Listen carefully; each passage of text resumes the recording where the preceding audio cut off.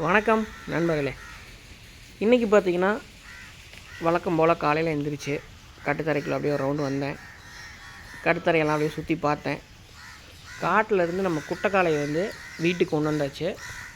இவ்வளோ நாளாக பார்த்திங்கன்னா காளை சேர்த்துறதுக்கு யாரும் அதிகமாக கொண்டுட்டு வரல. ஏதோ 1-2 தான் கொண்டு வந்தாங்க. அது நம்ம காட்டிலையே வச்சு அங்கேயே காளை சேர்த்தி விட்டாச்சு. ஒரு சிலர் மாடு நிற்க மாட்டேங்குதுங்கிறதுனால கட்டுத்தரையிலே இருந்தால் சௌரியமாக இருக்கும் அப்படின்னு சொல்லியிருந்தாங்க. அதனால் நம்ம மாடுகளோடவே கட்டுத்தரைக்கு அந்த காளையை கொண்டு வந்துட்டேன். மற்றவங்க மாடு கொண்டுட்டு வரவங்களும் அப்போ தான் குட்டைக்காளை இருக்குது அப்படிங்கிறது தெரியும் அவங்களுக்கும். அதனால் சரின்னு இங்கேயே கொண்டு வந்தாச்சு. கட்டுத்தரையில் வச்சுருந்தோம்னா 2 நேரமும் தவிடு பருத்திக்கொட்டையோட நல்லா தண்ணி குடிக்கும், நல்லா உடம்பேறும். அதனால் இங்கேயே கொண்டு வந்துட்டோம். அதுக்கப்புறம் பார்த்திங்கன்னா கெடா ஒருத்தர் வேணும் அப்படின்னு கேட்டிருந்தாங்க. ஏதோ ஒரு பொங்கலுக்கு வேணும் அப்படின்ட்டு. வெயிட் போட்டு சொல்லுங்கள் என்னென்ன வெயிட்டில் இருக்குது அப்படின்ட்டுன்னு கேட்டிருந்தாரு. இந்த குட்டி வெயிட் போட்டு சொல்லியிருந்தேன். 29 கிலோ அந்த ரேஞ்ச் இருந்துச்சு. இன்னொரு குட்டி 36 கிலோ இருந்தது. இருந்தாலும் இது வளர்ப்புக்கு அப்படின்னா நல்ல குட்டியாக இருக்குது. அவர் கொஞ்சம் வெயிட் கம்மியிலே கேட்டார். அதனால் 26.5 கிலோ இருந்த அந்த குட்டி காமிச்சேன். அதை எடுத்துக்கிறேன்னு சொல்லிட்டாரு. இந்த குட்டி பார்த்திங்கன்னா நம்ம தலைச்சேரிக்கும் போயருக்கும் பிறந்தது. கலர் வைஸ் பார்த்தா தலைச்சேரி மாதிரி இருக்குது. ஆனால் போயர் டைப் தான் வரும். யாருக்காவது வளர்ப்புக்கு வேணும்னா அந்த குட்டியை செலக்ட் பண்ணலாம். மற்ற எல்லா குட்டியும் பேட்சோடு இருந்தது எல்லாமே கொடுத்தாச்சு. அது பேட்ச் இல்லையே தவிர போயர் டைப் எப்படி இருக்குமோ அதே மாதிரி தான் வந்திருக்கு. நல்ல குட்டியாக இருக்குது. யாருக்காவது தேவைப்பட்டுச்சுன்னா ஸ்க்ரீனில் தெரிகிற நம்பருக்கு கால் பண்ணுங்கள். இந்த கருப்பு பேட்ச் இருக்கிறது பார்த்திங்கன்னா ஃபஸ்ட் நம்ம மாமா வீட்டுக்கு நம்ம கொடுத்துருந்த அதே ஆடு தான். இப்போ அது ஒன்று மட்டும்தான் இருக்குது. அதனோட குட்டியெல்லாம் கொடுத்தாச்சுங்கிறனால கொண்டு வந்து இங்கே விட்ருக்காங்க. இப்போவும் நம்ம போயர் கடாய்க்கு தான் சேர்ந்துருக்கு. இது பார்த்திங்கன்னா நம்ம ஒரிஜினல் போயர்னோட ஃபீமேல் குட்டி. அந்த கெடா குட்டி நம்ம கொடுத்துட்டோம். இது பொட்டைக்குட்டி மட்டும் இருக்குது அதனோட தாய் கூடவே. இது டேரெக்டாக நம்ம மேலுக்கும் இந்த ஃபீமேலுக்கும் பிறந்தது தான் அது.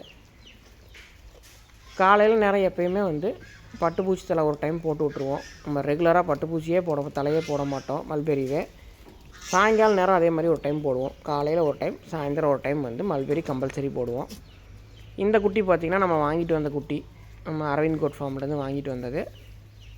அது பின்னாடி இருக்கிற 2 சின்ன குட்டிக்கு ரெண்டும் நம்ம போயருக்கும் போயர் கிராஸ் அந்த ஃபீமேலுக்கும் பிறந்தது. இதில் நடுவில் இருக்கிற குட்டி தான் இப்போ நம்ம கொடுத்துருக்குறோம். அதுதான் வெயிட் போட்டு சொன்னது 26.5 கிலோ இருக்குது அப்படின்ட்டு. இன்னும் முன்னாடி இருக்கிற அந்த ஒயிட்டும் கடைசியில் இருக்கிற அந்த ஒயிட்டும் இருக்குது. கடைசியில் இருக்கிற ஒயிட் வளர்ப்புக்கு ஆகாது. அது கறிக்கு தான் ஆகும். அது நரம்பு கட் பண்ணியாச்சு. இப்போதைக்கு கொடுக்கறது நம்மக்கிட்ட அது 3 தான் இருக்குது. மற்ற எல்லாமே கொடுத்த உடனே பாருங்கள் இடமே டக்குன்னு குறைஞ்சிருச்சு. குட்டிங்க கச்ச கச்சன்னு நிறையா இருக்கும்போது பார்க்குறக்கே அவ்வளோ அழகாக இருந்துச்சு. காலையில் நம்ம போய் அந்த தீவனம் போட்டு அதுக்கான வேலையை செய்கிறதே தனி திருப்தி தான். நம்ம வெளியில் போய் ஏன் நம்ம இந்த போயர் குட்டி வாங்கினோம் அப்படின்னு சொல்லிட்டு நிறைய பேர் கேட்டிருந்தாங்க. நம்மக்கிட்ட பிறக்கக்கூடிய குட்டிகள் எல்லாமே அந்த பொட்டை குட்டிகளெல்லாம் சேர்த்துறதுக்காக தான் அது வாங்குச்சு. நம்மக்கிட்ட இருக்கக்கூடிய அதே கிடாயவே நம்ம போட்டு அதுக்கு பிறக்கக்கூடிய குட்டிகளுக்கு எல்லாம் நம்ம சேர்த்து அது இது எல்லாம் போட்டு நம்ம கலக்கும்போது இன்ப்ரீட் ஆயிரும். குட்டினோட குவாலிட்டி குறையும். அதனால் வேறு ஒரு பேட்சிலேருந்து எடுத்துகிட்டு நம்ம பெரிய கிடாவுக்கும் அந்த போயருக்கு மற்ற எல்லா இதுக்கும் இறங்குற அந்த குட்டிகளெல்லாம் சேர்த்துறதுக்காக தான் இந்த குட்டி நம்ம எடுத்துகிட்டு வந்ததே. அதுக்கப்புறம் பார்த்திங்கன்னா பட்டுப்பூச்சி தலையெல்லாம் ஓரளவுக்கு முன்னாடி கீழ் வயல் எல்லாமே நம்ம வெட்டியாச்சு. இப்போ மேல் வயலுக்கு போயாச்சு. வாட்டர் ஆப்பிள் பார்த்திங்கன்னா காயெல்லாம் முடிஞ்சிருச்சு. அதனால் நம்ம வெட்டி விட்டுட்டோம். வெட்டி விட்டோம்னா தான் மறுபடியும் அடுத்தது தளைஞ்சு மறுபடியும் நல்லா காய் வரும். அந்த செடியிலேருந்து வெட்டி போட்டது எல்லாத்தையும் நம்ம எடுத்து காய வச்சு பத்திரமா வச்சுருந்தோம்னா செடி போடும்போது கொடி வகைகள்லாம் ஏற்றி விட்றதுக்கு நம்ம யூஸ் பண்ணிக்கலாம். அதெல்லாம் பார்த்து முடிச்சுட்டு நம்ம நாய் இருக்கிற ஏரியாவுக்கு வந்தோம். நம்ம சாக்லேட் ஃபீமேல் இன்னும் குட்டி போடல. இன்னும் 1 வாரம் ஆயிரும் போல் இருக்குது. இந்த வீடு அந்தந்த நாய்க்கு ஒவ்வொரு வீடு மாதிரி அழகாக சின்னதாக நம்ம கட்டி வச்சோம்னா இந்த அதுக்கு போகிறத விட்டுட்டு இந்த குட்டிகள்லாம் போய் உள்ளே படுத்துக்குது பாருங்களேன். அழகாக அது பாட்டுக்கு உள்ளே போகுது, வெளியே வருது. நல்லா ஜாலியாக இருக்குது. மாடுகள்லாம் காட்டுக்கு போகிற டைம் ஆயிடுச்சு. அதனால் ஃபஸ்ட்டு நம்ம காரம்பஸ் காலை கொண்டு வந்து தண்ணியில் கட்டினாங்க. அது தண்ணி குடிச்சிட்டு இருக்குது. இது பாருங்கள் மேலே ஏறி மொட்டை மாடியில் இருக்கிற மாதிரி மேலே ஏறி படுத்துக்கும். இடையில 2-3 டைம் லைட்டாக மழை வந்தது. அந்த மழை வந்த டைமில் வீடியோ எடுக்க முடியல. அப்போல்லாம் பார்த்திங்கன்னா அழகாக போய் அந்த ரூம்குள்ளே படுத்துக்கிச்சு. கன்னி சிப்பிப்பாறை குட்டியில் பார்த்திங்கன்னா ஒரு பேர் வந்து கொடுத்தாச்சு, ஒரு மேலு ஒரு ஃபீமேலு. இன்னும் வந்து நம்மக்கிட்ட 3 ஃபீமேல் இருக்குது. இது வந்து இன்னும் சேல் ஆகலை. வந்தப்போ பார்த்திங்கன்னா ரொம்ப வீக்காக இருந்தது. இப்போ ஓரளவுக்கு நல்லா தம் ஆயிடுச்சு. இதில் யாருக்காவது தேவைப்பட்டுச்சுன்னா ஸ்க்ரீனில் தெரியுற அந்த நம்பருக்கு கால் பண்ணுங்கள். அதே மாதிரி நம்ம சாக்லேட்டு டேஷ் சவுண்டு பார்த்திங்கன்னா அதுவும் சினையாக்குது. இன்னும் ஒரு வாரத்தில் குட்டி போட்டுருன்னு சொல்லியிருந்தேன். குட்டி போட்டதுக்கப்புறம் ஒரு மாதத்தில் வந்து நம்ம அந்த குட்டியும் கொடுக்குறது தான். ஒரு 2 குட்டி மட்டும் நம்ம நிறுத்திக்கலான்ட்டு இருக்குது. ஒரு ஃபீமேல் இல்லாட்டி ஒரு மேல் எது வந்து சாக்லேட்டில் போடுதோ நம்ம ஒன்று நிறுத்திக்கலாம்.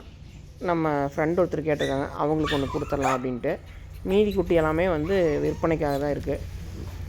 இந்த சிப்பிப்பாறை குட்டி பாருங்கள், இது நல்லா எவ்வளோ ஆக்டிவாக இருக்குன்ட்டு. வந்தப்போ வந்து இந்தளவுக்கு ஆக்டிவாகவே இல்லை. எனக்கே என்ன ஒரு மாதிரி டல்லாக இருக்குது அப்படின்னு தான் நினச்சிட்டு இருந்தேன்.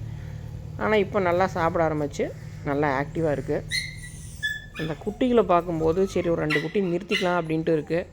இருந்தாலும் டேஷ் சவுண்டே போதும் அப்படிங்கிற கான்செப்டும் தோணுது. என்ன பண்ணுறேனே ஒரு முடிவு இல்லாமல் இருக்குது. அடுத்தது மாடெலாம் பார்த்திங்கன்னா தவிடு பருத்தி கொட்டையெல்லாம் போட்டு தண்ணி வச்சாங்க. அது பாட்டுக்கெல்லாம் தண்ணி குடிச்சிட்டு இருக்குது. நம்ம குட்டைக்காலையும் அதே மாதிரி தான் தவிடு பருத்தி கொட்டை வச்ச உடனே குடிக்குமா குடிக்காதாங்கிற டவுட்லேயே இருந்தேன். நம்ம கொண்டு வந்து 2-3 மாதம் ஆயிடுச்சு. 2 மாதம் to 3 மாதம் இருக்கும். ஏப்ரல் சம்திங் கொண்டு வந்தேன். அப்போ இருந்து நான் இன்னும் அதுக்கு தவிடு பருத்தி கொட்டையே வச்சதில்லை. இப்போ தான் வந்து தவிடு பருத்தி கொட்டை வைக்கிறோம். ஃபுல்லாக குடிக்குது. இன்னும் ஒரு மாதத்தில் பாருங்கள் அது நல்ல சைஸ் வந்துடும். அதுக்கப்புறம் கயிறு மாற்றிடலாம் அப்படின்ட்டு மரத்தில் போட்டுக்கிட்டோம். இது வந்து ரொம்ப இப்போ இடிக்கிறதுக்கு திரும்பிடுச்சு. ஸ்டார்டிங் கொண்டு வந்தப்போ பார்த்திங்கன்னா இதே மாதிரி தான் இடிக்க வரும். அதுக்கப்புறம் நல்லா பழகிருச்சு. இப்போ மறுபடியும் வந்து மாட்டுக்கு விட ஆரம்பித்ததையும் நம்ம பக்கம் கொஞ்சம் முறைக்குது. அதனால் மரத்தில் போட்டு மூக்கணாங்கயத்தில் பிடிச்சிக்கிட்டு அப்புறம் தான் மாற்றினோம். அதுக்குள்ளே நம்ம அண்ணா ஒருத்தர் வந்து மாடு கொண்டு வந்திருந்தார், குட்டை மாடு காலை சேர்த்துறதுக்காக. சரி அதையும் சேர்த்து விட்ருவோம் அப்படின்ட்டு சேர்த்துனோம். இன்னொரு 10 நிமிஷம் கழித்து வந்திருந்தால் காலை காட்டுக்கு போயிருக்கோம். நல்ல வேலை இப்போயே வந்துட்டார். அது சேர்த்து முடித்ததுக்கப்புறம் மாடெலாம் காட்டுக்கு கிளம்பிருச்சு. வழக்கம் போல் நம்ம காராம்பஸ் காலை அது சைடில் கட்டியிருப்போம்.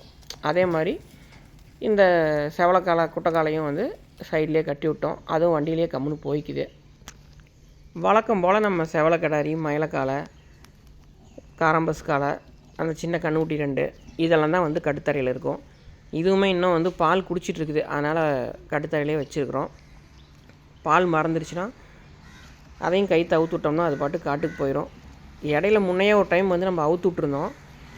அப்போ வந்து வேறு ஒரு காட்டில் மேய்ஞ்சிட்டு இருந்தது. அப்போ வந்து அந்த காட்டில் சுற்றியும் கம்பி வேலி இருந்தனால நம்ம கண்ணுக்குட்டி சும்மா விட்டுருந்தோம்.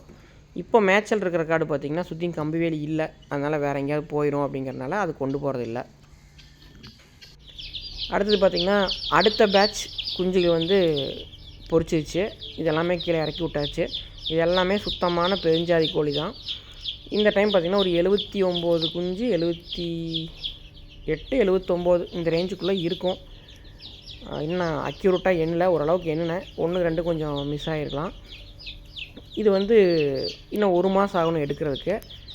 அடுத்த மாதம் 18ஆம் தேதியிலிருந்து 20ஆம் தேதிக்குள்ளே எப்போ வேணாலும் எடுத்துக்கலாம். இல்லை இடையிலையே வேணும் அப்படின்னாலும் எடுத்துக்கலாம். ஒரு குஞ்சினோட விலை வந்து 150 ரூபா. அது இல்லாமல் நீங்கள் எத்தனாவது நாள் எடுக்கிறீங்களோ ஒரு நாளுக்கு 5 ரூபா அந்த மாதிரி கணக்கு போட்டு நீங்கள் எப்போ வேணாலும் நீங்கள் எடுத்துக்கலாம். இப்போ 10 நாள் எடுக்கிறீங்க அப்படின்னா ஒரு குஞ்சுக்கு 5 ரூபா அப்படின்னா 10 நாளுக்கு 50 ரூபா ப்ளஸ் குஞ்சினோட ரேட் 150 ரூபா. அப்போ உங்களுக்கு வந்து 200 ரூபா அந்த மாதிரி வரும். இல்லை ஒரு மாதம் கழித்து எடுத்துக்கிட்டிங்க அப்படின்னா ஒரு குஞ்சினோட விலை வந்து 300 ரூபா வரும். நம்ம எப்பயுமே பார்த்திங்கன்னா கீழே வந்து குஞ்சு பொரித்த உடனே கீழே இறக்கி விடும்போது அந்த வேஸ்ட்டு கடலைப்பருப்பு தொளித்த அந்த பொட்டு இருக்கும். மெஷினில் வந்து அடிப்பாங்க கடலக்காய் அடிக்கிறது. இப்போ வந்து சீசனுங்கிறனால எல்லா மில்லையுமே கிடைக்கும். கிலோ வந்து 5 ரூபா to 6 ரூபா அந்த மாதிரி இருக்கும். அது ஒரு 2 சாக்கு கொண்டு வந்து நம்ம வச்சிட்டோம்னா ஒவ்வொரு பேட்ச் நம்ம குஞ்சு மாற்றும் போதும் இது எல்லாத்தையும் நம்ம அள்ளிட்டு உள்ள கிருமி நாசினி அந்த ஃபார்மலின் ஸ்ப்ரே பண்ணிவிட்டு அதுக்கப்புறம் இந்த பொட்டெல்லாம் போட்டு ஒரு 2 நாள் 3 நாள் கழித்து குஞ்சு விட்டுட்டோம்னா எந்த நோய் தாக்கம் எதுவுமே வராது. குஞ்சு நல்லா க்ரோத்து நல்லாயிருக்கும். நம்ம இதுக்கு முன்னாடி பார்த்திங்கன்னா நான் நியூஸ் பேப்பர் தான் போட்டிருந்தேன். அப்போல்லாம் குஞ்சுக கம்மியாக இருக்குது அப்படின்ட்டு. ஆரம்பத்துலலாம் இந்த மாதிரி தான் பண்ணுவோம். அதனால் இப்போ மறுபடியும் பழையபடிக்கு கீழே கடலை போட்டே நம்ம போட்டோம். இந்த மாதிரி இருக்கும்போது எந்த நோய்களும் வராது. 1 மாதம் கழித்து குஞ்சு தேவைப்பட்டுச்சுனாலோ இல்லை எப்போ தேவைப்பட்டுச்சுனாலோ ஸ்க்ரீனில் தெரிகிற நம்பருக்கு கால் பண்ணுங்கள். அப்போதைக்கு என்ன சைஸில் இருக்கோ அதை பொறுத்து நாங்கள் குஞ்சு கொடுக்குறோம். இது எல்லாமே வந்து மினிமம் 4 கிலோ வரும் சேவை குஞ்செல்லாம். அதிகபட்சம் 6 கிலோ வரைக்கும் வரக்கூடிய சைஸில் இருக்கிறது. அந்த குவாலிட்டி குஞ்சுக எல்லாமே வந்து ஒரே வெயிட் வரும் அப்படிங்கிறத சொல்ல முடியாது. இப்போ வெடை குஞ்சுனா 2.5 கிலோ டு 3.5 கிலோ வரலாம், 3 கிலோ வரைக்கும் வரும். அதுக்கு தகுந்த மாதிரி இருக்கும். இப்போ இந்த குஞ்சுகள்லாம் பார்த்திங்கன்னா நம்ம ஒரு 3 மாதத்துக்கு முன்னாடி நம்ம மாமா வீட்டுக்கு கொடுத்த குஞ்சுக்கு தான். இப்போ இதுக்கெல்லாம் வந்து க்ரோத் எப்படி இருக்குது அப்படின்னு காமிக்கிறதுக்காக நான் அந்த வீடியோ எடுத்தேன். எல்லாமே நல்லா சூப்பராக வந்திருக்கு. அவங்க அடைச்சே வச்சுருந்தனால அந்த வால் அந்த முடியெல்லாம் கொஞ்சம் இந்த பொங்கெல்லாம் கொத்தி கொத்தி கொஞ்சம் டேமேஜ் ஆகிடுச்சு. நீங்கள் ஃப்ரீயாக வெளியவே விட்டுருந்தீங்கன்னா அந்த மாதிரி எதுவுமே வந்திருக்காது. ஆனால் சைஸ் பாருங்கள் 3 மாதத்தில் என்ன சைஸ் வந்திருக்குன்ட்டு. அதுக்கப்புறம் நைட்டு வந்து நம்ம மாமா வீட்டு மாடு வந்து காலை கத்துதுன்னு சொல்லியிருந்தாங்க. நானும் அப்போ தான் வந்திருந்தேன். அதனால் சரி சேர்த்தி விட்றலாம் அப்படின்ட்டு பிடிச்சோம். இந்நேரத்தில் பார்த்திங்கன்னா கட்டுத்தரையில் இருக்கிற காளைகள்லாம் வந்து நம்ம இந்த காலை சேர்த்தும் போது கட்டுத்தரையவே பூரா ரவுண்ட் அடித்து அந்த சாணி எல்லாத்தையும் போட்டு முதிச்சிடும். அதனால் என்ன பண்ணிட்டோம், வெளியிலேயே கொண்டு வந்து காலை சேர்த்தியாச்சு. அடுத்தது பார்த்திங்கன்னா ஒரு விற்பனை பதிவு. நம்ம அண்ணன் வந்து சோளம் வச்சுருக்காரு 2 ஏக்கரால். செஞ்சோளத்தட்டு ஆள் பற்றாக்குறையால் வண்டி விட்டு எல்லாத்தையும் அறுத்துட்டாங்க. மறுபடியும் வண்டி விட்டே வந்து ரோல் பண்ணிட்டாங்க. இது எதுவுமே வந்து மலையிலலாம் எதுவுமே நிலை கிடையாது. நல்லா காய வச்சு அதுக்கப்புறம் தான் ரோல் பண்ணி வைக்கிறாங்க. இது எங்கே இருக்குது அப்படின்னு பார்த்திங்கன்னா கொக்கராயன்பேட்டையிலேருந்து திருச்செங்கோடு போகிற வழியில் 2க்கும் சென்டரில் இருக்குது. அதாவது பெருமாம்பாளையம் அப்படிங்கிற ஊர்லேருந்து உள்ளே போகணும். ஈரோட்லேருந்து பார்த்திங்கன்னா ஒரு 10-12 கிலோமீட்டர் வரும். திருச்செங்கோட்லேருந்து அதே மாதிரி தான் ஒரு 10 to 12 கிலோமீட்டர் வரும். தேவைப்படுற நண்பர்கள் ஸ்க்ரீனில் தெரிகிற அந்த நம்பருக்கு கால் பண்ணி முழு விவரங்கள் கேட்டுக்குங்க. ஒரு 110 கட்டு இருக்குது. 2 ஏக்கரால் விதைச்சிருக்காங்க. ரெகுலராக சோளம் விதைச்சிட்ருக்கவங்களுக்கு கண்டிப்பாக தெரியும் அதனோட அடக்கம் எவ்வளோ வரும் அப்படின்ட்டு. அவ்வளோதான் நண்பர்களே இந்த வீடியோ. அடுத்த வீடியோவில் சந்திக்கிறேன். நன்றி.